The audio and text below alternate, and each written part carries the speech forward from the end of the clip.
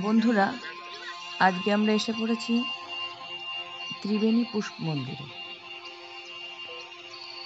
আসলে আমরা এসেছি এই মহাকুম্ভে স্নান করতে, অমৃত স্নান করতে। তা যেখানে আমরা আছি পরমার্থ নিকেতন আড়িয়াল ঘাটের কাছে, তারই ঠিক উল্টো দিকে এই মন্দিরটি, ত্রিবেণী পুষ্প মন্দিরটি। তা আমরা ঢুকে পড়েছি। দেখুন, তার যখন ঢুকছি, সূর্য নমস্কারের প্রত্যেকটি ভঙ্গি এখানে কিন্তু একটা একটা একটা করে দেখানো হচ্ছে। খুব ভাল লাগলো ঢুকে ব্যাপারটি দেখে, এবং বুঝতেই পারছেন আমরা এসেছি, বেশ সন্ধে হয়ে গেছে, আলো ঝলমল করছে। রাতের সেই আলোয় লাইটিংটা এখানে খুব সুন্দর। এখানে প্রত্যেকটা মূর্তি যেন মনে হচ্ছে জীবন্ত, সত্যি যেন কোনো মানুষ সূর্য নমস্কার করছে। তা বেশ ভালো লাগলো। ওই দেখুন, দূরে চাঁদ উঠেছে, দারুণ একটি মনোরম সন্ধ্যা। এবার ওই যে দূরে যেটি দেখা যাচ্ছে, এটি হলো শিব সামনে। এটি ঠিক মন্দির বলবো না, এটাকে আসলে ভারত মাতার মন্দির বলা যায়। এটা হলো সমস্ত আশ্রমটার প্রাণকেন্দ্র। তা আমরা তার পাশ দিয়ে চলেছি। পাশ দিয়ে দেখুন, এখানে আসলে এই যে মন্দিরের চারপাশে চার ধামের অনুকরণে চারটি স্থাপত্য আছে বা মন্দিরের রেপ্লিকা আছে। তা আমি এই পাশ দিয়ে দেখাচ্ছি, এটি হলো রামেশ্বরম মন্দির। আমি আবার পাশ দিয়ে গিয়ে পেছন থেকেও দেখাবো। আমরা অন্য পথ দিয়ে গিয়ে যাচ্ছি, কতটা দেখাতে পারছি আমি জানি না।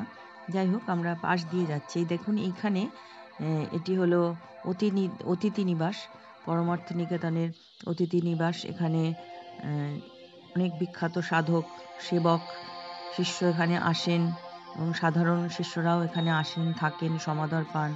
2 দিন শান্তিতে তারা এখানে কাটিয়ে যান। তা আমরা তার পাশ দিয়ে চলেছি। রামেশ্বরম মন্দির বলছি এখানে আমি, সে তাকেই দেখুন পাশ থেকে তার কারুকার্য। এবং বলে রাখি, এখানে প্রত্যেকটি সৌধ দেখবেন মূল শিল্পীকে এনে কিন্তু করা হয়েছে, রেপ্লিকাটিও করেছেন মূল শিল্পী। তা রামেশ্বরম মন্দিরের এই যে কাছ থেকে কাজগুলো দেখুন, খুব সূক্ষ্মভাবে এখানে কাজ করা হয়েছে।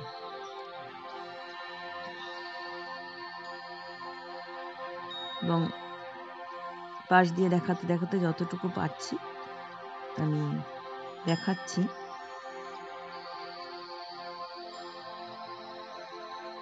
ওই যে দূরে দেখা যাচ্ছে ভারত মায়ের পতাকা, ভারত মাতার পতাকা আমাদের। আমরা তারপরে কাছে যাব। এই দেখুন, মন্দিরটিকে আমি এই পাশ থেকে এখন ভালো মনে হয় দেখা যাচ্ছে। সামনের দিক থেকে আমি খানিকটা পেছনের দিকে এসেছি, হাঁটতে হাঁটতে। অনেক বড় জায়গা, দূরেও দেখা যাচ্ছে। যাই হোক, ঘুরছি সমস্তটা, খুব ভালো লাগছে। অপূর্ব যে আমাদের গাইড চলেছেন, খুব ভালো গাইড। ইনি প্রফেশনাল গাইড নন, কিন্তু এসব উনি করেন আর কি, করতে ভালোবাসেন। তা আমরা চলেছি। দেখুন কি অপূর্ব লাগছে এটা, মা যে গম্বুজ মতনটা। এবং এর চারিদিকে, এটা আমরা শেষে আসবো, চারিদিকে 4টি মূর্তি আছে। সামনে ভারত মাতার ওই যে দেখাও যাচ্ছে খানিকটা মন্দির আছে। এটা আসলে ভারত মাতার মন্দিরই আমি বলবো। এটা আমি দূর থেকে দেখি নিচ্ছি। এখানে তীর্থঙ্কর জৈনকে দেখা যাচ্ছে। আমি পরে এখানে আসবো। দূরে দেখুন, ওখানে একটু বসার জায়গা, আমরা যাচ্ছি তার দূরে দেখুন, এখানে মিরর ওয়ার্ক করা, হরিণ এঁকে, মানে এখানে পেন্টিং করা হয়েছে, গ্লাস পেন্টিং, আর পেছন থেকে আলো দেয়া হয়েছে লাইটিংয়ের কাজের জন্য। মনে হচ্ছে সত্যি রাত্রের অন্ধকারে দূরে হয়তো হরিণ দেখা যাচ্ছে। মানে সমস্ত আশ্রমের পরিকল্পনাটিও অপূর্ব, ভারতীয়ত্বকে বজায় রেখে, তার আধ্যাত্মিকতা, তার মানে তপবন সুলভ যে স্নিগ্ধতা, সব কিছু বজায় রেখে খুব সুন্দর একটা জায়গা বলা যায় এটা। আশ্রমই সত্যি, এটা কথা। সেই তপবনের আশ্রম যেরকম পড়েছিলাম, আমার কিন্তু সেরকমই মনে হচ্ছে এখানে এসে। তা দেখুন, ভারত মাতাকে দূর থেকে দেখতে দেখতে যাচ্ছি। এখানে তার হাতে পতাকা, জানলে আমরা বুঝতে পারছি জায়গাটির মূল স্পিরিচুয়াল জায়গা হলেও এর মূল প্রাণকেন্দ্র কিন্তু ভারত আত্মা, ভারত মাতা, ভারত দেবী। আমরা এখানে পরে আসব, তবু একটু দেখাচ্ছি পাশ থেকে। চলুন একটু এগিয়ে যাই।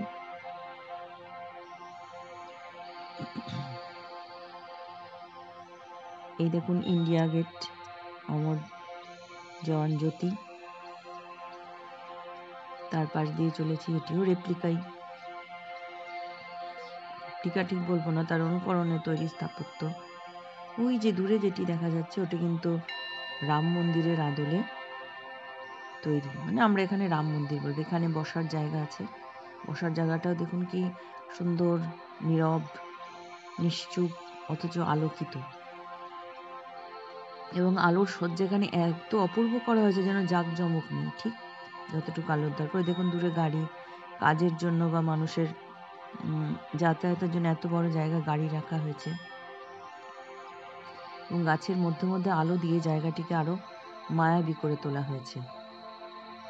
আমার কিন্তু সত্যি বলতে যেতেও ইচ্ছা করছে না এখান থেকে। এখানে এই দেখুন একটি নন্দী সামনে, আর শিবলিঙ্গ, এটি শিব মন্দির।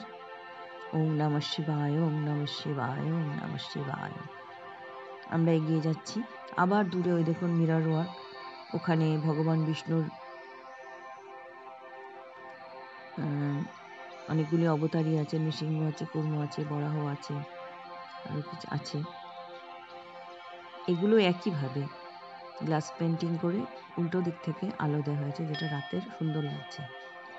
যাই, আমাদের টিম ওই রাম মন্দিরের দিকে এগিয়ে গেছে। রাম মন্দিরের দিকটা একটু দেখে আসি। দূর থেকে দেখুন কি সুন্দর লাগছে, একটা আঁকা ছবি মনে হচ্ছে, আকাশের পটে গায়ে, মানে গায়ে আঁকা একটা ছবি। যাই একটু কাছ থেকে দেখি, চারিপাশটা দেখাতে দেখাতে আপনাদের যাচ্ছি। আসলে আপনাদের নিজেরা না আসলে সেটা কি আর ফোনে দেখে হয়, তবু আমি যতটা চেষ্টা করছি। দেখুন রাম মন্দিরের স্থাপত্য তো আপনারা সবাই জানেন, এটা একটি পৃথিবী বিখ্যাত সৌধে পরিণত হয়েছে, তা খুব সুন্দর এর কাজ।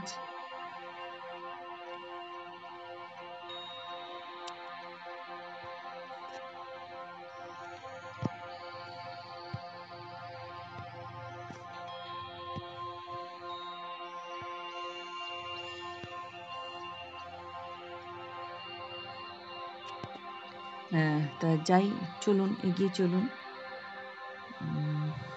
দূরে চাঁদ উঠেছে, অপূর্ব লাগছে, খুব সুন্দর পরিবেশ। আমরা হাঁটছি, এগিয়ে যাচ্ছি, আমার তো খুব ভালো লাগছে। একটু সেলফি টেলফি তুলে নিই দু একটা। আর চলুন আর কতটা কি দেখাতে পারি আপনাদের, চলুন এগিয়ে যাই। তা ওই দেখুন আমরা আবার রাম মন্দির দেখে ফিরছি উল্টো রাস্তা দিয়ে, উল্টো দিক।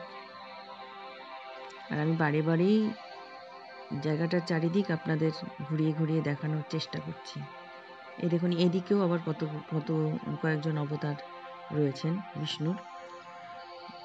অর্থাৎ সব জায়গাটাই একটা মানে ভারত আত্মাকে যেটা ধরার চেষ্টা করা হয়েছে।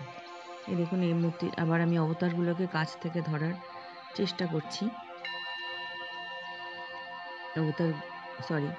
অবতারদের আমি কাছ থেকে ধরার চেষ্টা করছি। কি সুন্দর না বলুন, অপূর্ব, মুগ্ধ বিস্ময়ে শুধু আমি দেখছি। দেখুন এমন জায়গা ছেড়ে যেতে ইচ্ছা করে না। এই যে এই জায়গায় বসার জায়গাটা আমরা অনেকক্ষণ হেঁটে, ওই যে আমাদের গাইড বসে আছেন, উনি সব মানুষ বোঝাচ্ছেন, উনি অনেক কিছু জানেন, খুব পণ্ডিত ব্যক্তি। আর আমি এই জায়গাটা একটু ঘুরে ঘুরে দেখাচ্ছি। খুব নির্জন জায়গাটা।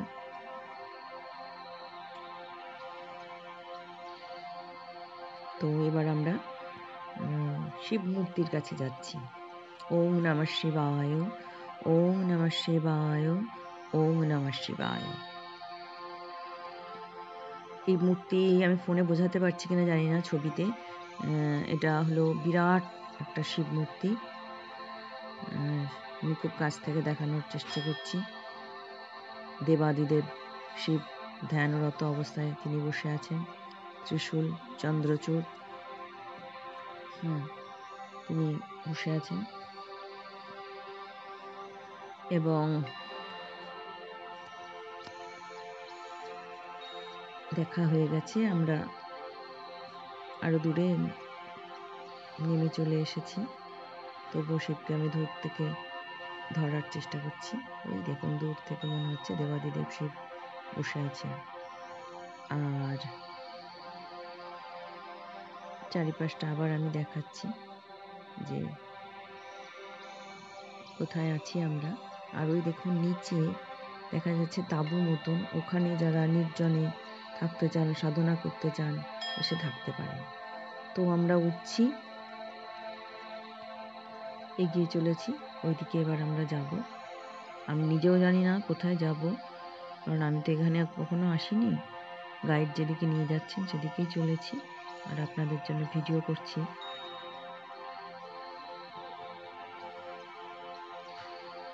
তো ওই দেখুন, এখানে হনুমানজির একটা মূর্তি রয়েছে, গদা হাতে তিনি প্রহরা দিচ্ছেন আশ্রমকে, যেন মনে হচ্ছে। ওই যে আমাদের গাইড, খুব ভালো গাইড, খুব হাসি খুশি, উনি আমাদের সব বুঝিয়ে দিচ্ছেন। উনি এগুলো করতে ভালোবাসেন। যাই হোক, এবার আমরা এগিয়ে চলেছি। এটা যে মন্দিরের যে প্রাণ কেন্দ্র বলেছি, সেই দিকে। এটা হলো আসলে ভারত মায়ের মন্দির। এর আত্মা হলো ভারত মা এবং ভারত মায়ের সমস্ত সন্তান যারা ঋষি মুনি প্রাচীনকালে, তারাই আছে। চার কোনায় এই যে অথর্ববেদ, আমরা এটাকে প্রদক্ষিণ করব। অথর্ববেদ এবং তার সম্পর্কে এখানে লেখা আছে। কিন্তু বসে আছেন দেখুন উপরে গুরু নানক। এখানে সর্বধর্ম সমন্বয়ের একটা বার্তা, অর্থাৎ ভারত মায়ের যত সন্তান, তাদের যত ধর্ম, যত মত, তত পথ নিয়ে তারা এখানে মানব সভ্যতাকে যেন আলোকিত করে বসে আছেন। দেখুন কিরম জীবন্ত মূর্তি, মনে হচ্ছে গুরু নানক প্রাণ খুলে আশীর্বাদ করছেন।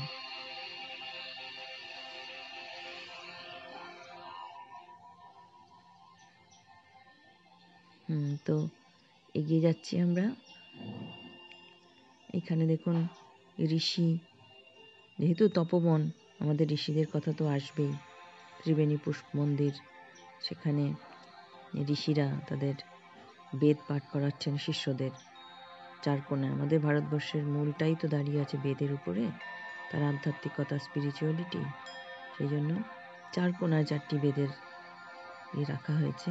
এখানে দেখুন আমাদের বাংলা, ভারত তথা বিশ্বের অমর সন্তান স্বামী বিবেকানন্দ। তিনিই তো বলেছিলেন, আগামী 50 বছর দেশ মাতাই হোক তোমার আরাধ্যা।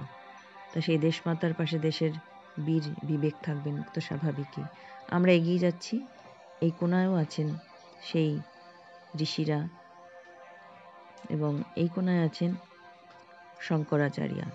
শঙ্করাচার্য তিনি যে সনাতন ধর্মকে কিভাবে রক্ষা করেছিলেন, তিনি সারা ভারতবর্ষকে কিভাবে এক সূত্রে বেঁধেছিলেন, তিনি কত মেধাবী সন্তান ছিলেন, সে আমরা সকলেই জানি, কম বেশি জানি আর কি। ওই দেখুন ওইদিকে গুরু নানকের মূর্তি, মধ্যে বিবেকানন্দ, আর এইদিকে শঙ্করাচার্য। মানে এখানে স্থান কাল সমস্ত ইতিহাস এক জায়গায় যেন আনা হয়েছে, একটা মুঠোর মধ্যে। ভারত মায়ের হাতের মুঠোয় তার সমস্ত সন্তান, তার সমস্ত কৃতিত্ব, তার সমস্ত গৌরব যেন আমরা দেখতে পাচ্ছি। আমরা এগিয়ে চলেছি।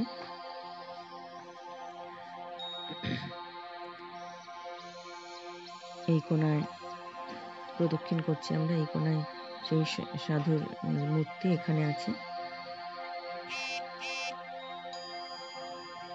এখানে আছে সামবেদা। সামগান আমরা জানি যে বেদে সঙ্গীতের সঙ্গীত সম্পর্কে আলোচনা করেছে ভারতের, সেই বেদ। আর এই কোনায় আছেন ভগবান গৌতম বুদ্ধ, তিনিও ভারত মায়ের আরেক ঋষিপুত্র। দেখুন, মনে হচ্ছে না সেই গাছের তলায়, যেখানে তিনি যেন বোধি লাভ করেছেন, সেই গাছের তলায় তিনি যেন বসে আছেন। অপূর্ব এক অনুভূতি হচ্ছে। মানে এখানে যে মানে তপবনটা তৈরি করা হয়েছে, আশ্রম তৈরি করেছে, সত্যি এর পেছনে অদ্ভুত এক মানে জ্ঞান পাণ্ডিত্যের থেকেও বড় যে নিষ্ঠাটা ধরা পড়েছে। এই যে ভারত মায়ের পায়ের তলায় সবাই বসে ছবি তোলার চেষ্টা করছেন। ওই যে আমাদের গাইড, তিনিও আছেন। যে ভারত মা, বন্দে মাতরম, জয় ভারত। এখানে কিছু ফটো টটো তোলা হবে, সবাই দুদণ্ড মায়ের পায়ের তলায় জিরিয়ে নিচ্ছে। বলুন সবাই, ভারত মাতা কি জয়।